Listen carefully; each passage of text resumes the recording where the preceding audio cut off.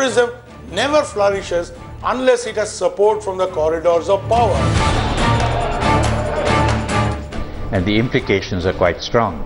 It will have some effect on our bilateral relations unless swift action is taken. Mamata Banerjee has got her Muslim politics wrong. She got it all wrong.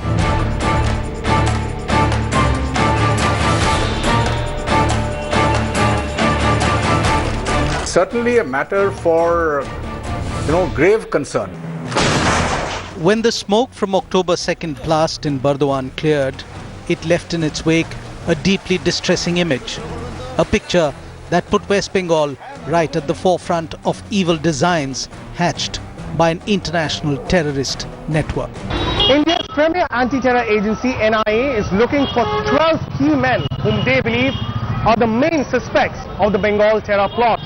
The NIA has specific information that these people have infiltrated into India and have set up terror camps across the Indo-Bangladesh border.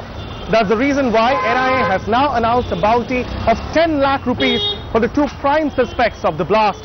Yusuf, who used to run the Simulia Madrasa, and Kausar, who is believed to be the main Bangladeshi handler behind the two deceased of October 2nd blast.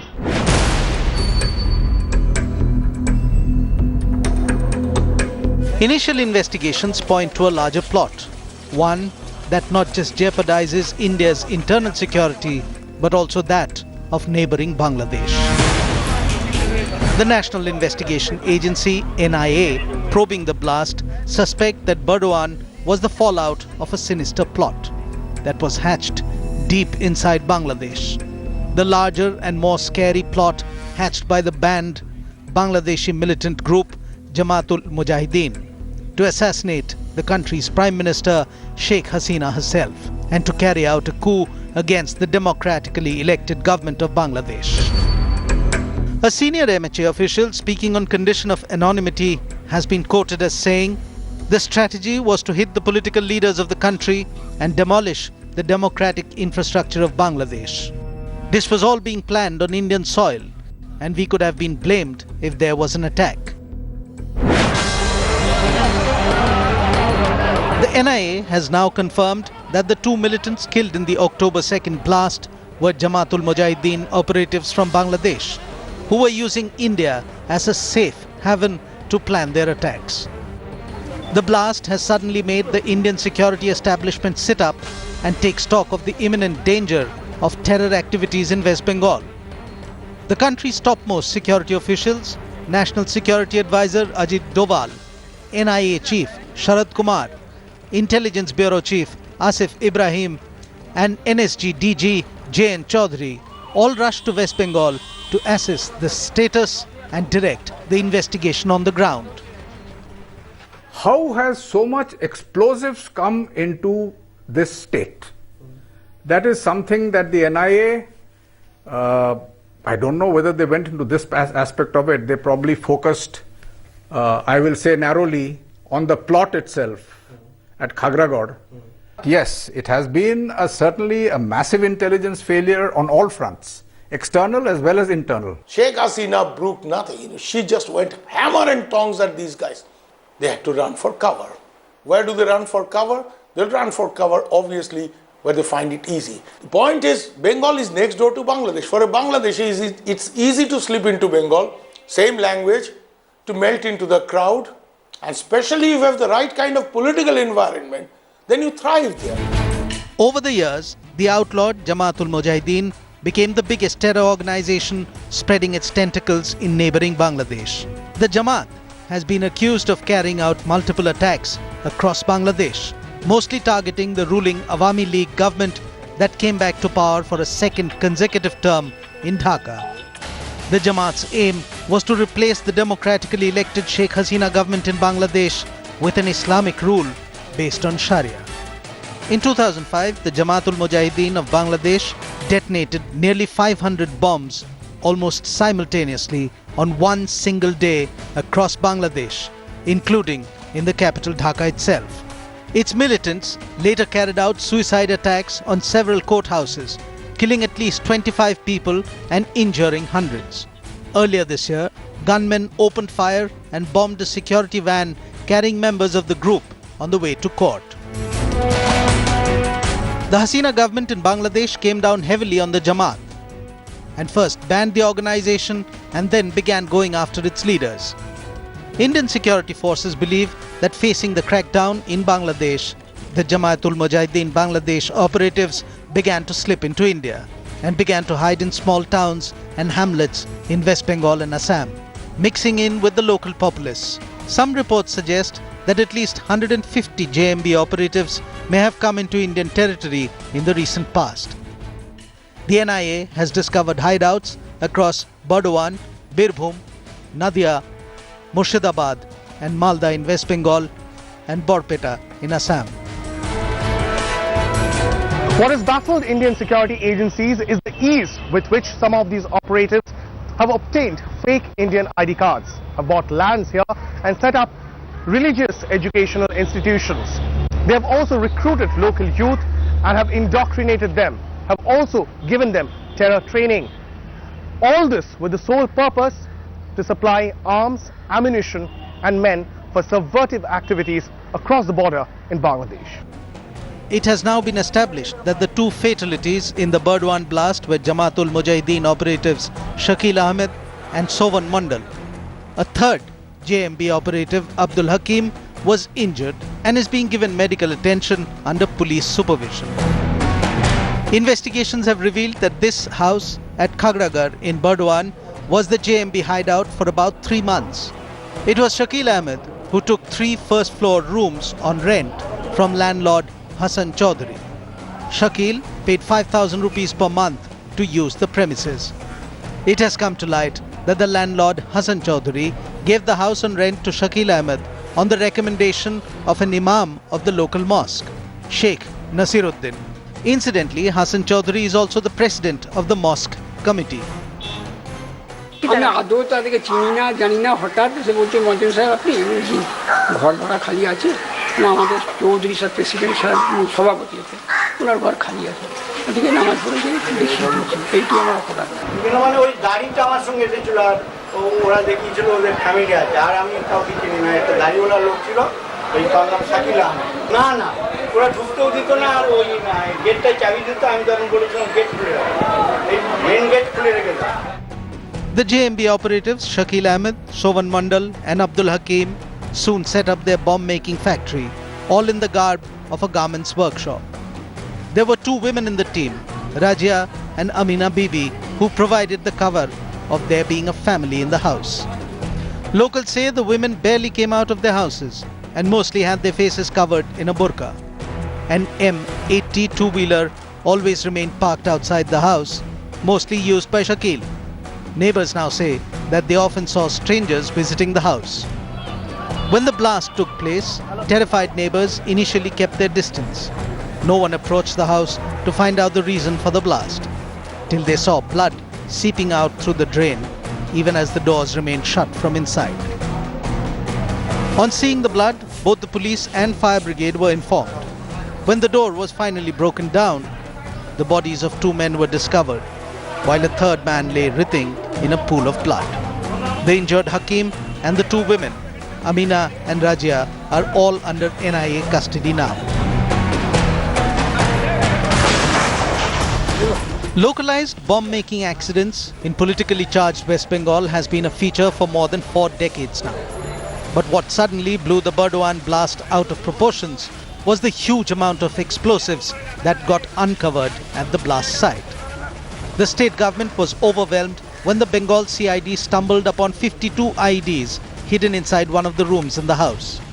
It was an accidental discovery which had political ramifications. The fear was that at a time when the Mamata government was at loggerheads with the ruling party in Delhi, a terrorist cell working unhindered in Bengal would be ammunition for the BJP. The West Bengal police went into what was seen as a cover-up mode. They came out with a statement terming the blast a cylinder explosion, while at the same time taking measures to dispose of the unearthed explosives. গতকালকে 12:15 নাগাদ দুপুরে একটা phone আসে বর্ধমান থানায় যে gas cylinder blast হয়েছে, fire brigade পাঠান, বাড়ি থেকে ধোঁয়া বেরোচ্ছে। এটা দেখার পরে, এটা শোনার পরে পুলিশ ওখানে যায়, ফায়ার ব্রিগেডকে জানায়। পুলিশ যাওয়ার পরে দেখে যে দুতলার একটা বাড়ি, তারপরে উপরে গিয়ে দেখে যে চারিদিকে রক্ত টক্তগুলো রয়েছে। সেটা 3 জনকে পুলিশ ওখান থেকে ইমিডিয়েটলি শিফট করে। With the Burdwan police station merely 5 minutes away from the site, the blast exposed the miserable failure of the state's intelligence mechanism. Questions began to be asked. How is it that the local police had no inkling of a terror hub in the heart of Burdwan town? Did the police not look closely? Because the house where the terrorists stayed was once the TMC party office in the area. Did the police turn a blind eye because the landlord is a community leader and the president of the local mosque? With hard questions being asked, there was no way that the Burdwan blast could be treated as an isolated incident. The central intelligence agencies were soon swarming over the area, and the investigations were taken out of the hands of the local police and CID. The NSG soon recovered another 39 IDs from a separate house from nearby Badshahi Road. It all began to point towards a larger conspiracy, and the Mamta government, after its initial belligerence, went on the back foot. There have also been some media reports that RDX has been found from the site. I would like to say that no RDX has been found on the site. As I said, the CID has taken over investigation, and the Director General of Police has since formed a composite task force with top officials and officers. But with national security at stake and with international terrorism in question, the state police and investigative agencies were sidelined. The National Security Advisor Ajit Doval himself began directing the NIA probe. Reportedly, the orders had come directly from the Prime Minister's office. Soon, the NIA investigations revealed several key links to the plot. Multiple hideouts discovered in Birbhum, Murshidabad, Malda and Nadia districts. Jihadi literature recovered suggesting possible links to IM and Simi. Currency notes recovered had stamps of a bank in Telangana looted by Simi activists last year.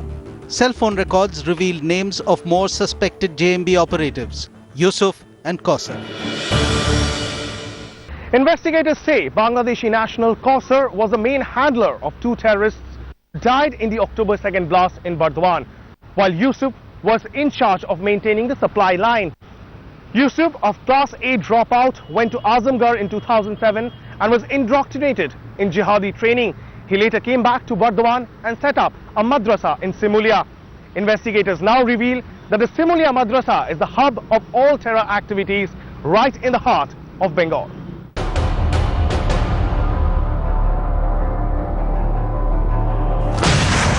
Barely 40 kilometers away from Burdwan town, this nondescript structure in the middle of farmland looks anything like an educational institution. But it aroused the suspicions of investigators after interrogation of the women arrested in the Burdwan blast case. It turned out that both Amina and Rajya were indoctrinated into the ways of terror at this very madrasa in Simulia. A joint investigation team of NIA and NSG swooped down on this madrasa only to make startling discoveries here. Terror hardware in the form of wires, gun pellets, knives and daggers, money receipts and jihadi literature, including a book in Bengali titled How to Die a Good Death. A nano car was also found that suspiciously had an Indian Army sticker on it. Later investigations revealed that its registration number was actually that of a 2-wheeler in Murshidabad. Another madrasa run by key accused Yusuf Sheikh was also raided in Lalgola, Murshidabad. क्या ये सच नहीं है ममता बनर्जी कि जमात Mujahideen Bangladesh JMB को और उनके operatives को एक साफ बिना कठिनाई का एक रास्ता दिया गया वेस्ट बंगाल में, जिससे वो 7 से 9 मदरसा जो बॉर्डर पे हैं उनके अंदर वो ट्रेनिंग प्रोग्राम कर सके, उन मदरसों के माध्यम से रिक्रूटमेंट हो सके, ये सब किया जा रहा था अक्टूबर 2 के पहले। There are 614 madrasas recognized under the West Bengal Board of Madrasa Education spread all over Bengal. But there are hundreds more that also exist, unrecognized and therefore unaccounted and unregulated across the state. 9 madrasas along the India-Bangladesh border are now on the NIA radar and are being investigated to see if they have any terror links. As the NIA moves ahead with its probe, the focus is firmly on those absconding, namely Kausar, the prime handler of the 2 deceased terrorists, and Yusuf, the madrasa trainer. I had detailed discussion with my officers and we have evolved strategies regarding arrest of absconding accused person. With specific intel inputs that the key accused may try to sneak away into Bangladesh, security has been beefed up across the entire Indo-Bangla border. There is also fear that there may be more JMB operatives trying to enter India. हाँ, हमें order मिल चुका है क्या कि देखते ही बंदे को गोली मार दी जाए जो रात को दिखाई देगा 12 बजे के बाद। उसको देखने के लिए हमारे पास नाइट विजन में रात को देखने के लिए नाइट विजन हैं जो रात को हम आदमी मतलब दिन की तरह देख सकते हैं। वो साधन हमारे पास उपलब्ध है, उनके जरिए हम देख के और उनको हम रोक सकते हैं। সন্ত্রাসী সব দেশে আছে না? আছে না? অবশ্যই সব দেশে আছে, কম আর বেশি। আমাদের দেশে সন্ত্রাসী কম, বাংলাদেশে সন্ত্রাসী কম। জীবনে যে পিস্তল পাই আমরা সবই ইন্ডিয়ার ভিতর দিয়ে আসতেছে পিস্তল বাংলাদেশ। বাংলাদেশ থেকে একটা পিস্তল কি যাচ্ছে? আপনার দেশে যাচ্ছে না। এই যখন আসতেছে আমার দেশে পিস্তল যখন পাই তখন এই পিস্তল ভারত থেকে আমাদের দেশে ঢুকতেছে চায়না পিস্তল। আমরা নিজেরা ধরতেছি। কয়েকদিন আগেও ধরলাম। Sources have told Headlines today that at least 100 bombs have been manufactured in the madrasas in and around Burdwan and have already been transported into Bangladesh. Also, the agencies say that 4 consignments of 30 hand grenades have already been dispatched across the border to Bangladesh. All of these are indications that West Bengal may well have become a heaven for terrorists, particularly those who are targeting the democratic institutions in Bangladesh. But in India, it is politics that is taking precedence over security. West Bengal Chief Minister Mamata Banerjee has reacted sharply to charges that her state has now become a safe haven for terrorists. The BJP too has upped the ante, sensing a chink in Mamata's armour. But amidst all the political hyperbole, what has taken backseat is the fact that in West Bengal, both central and state security agencies have been caught napping.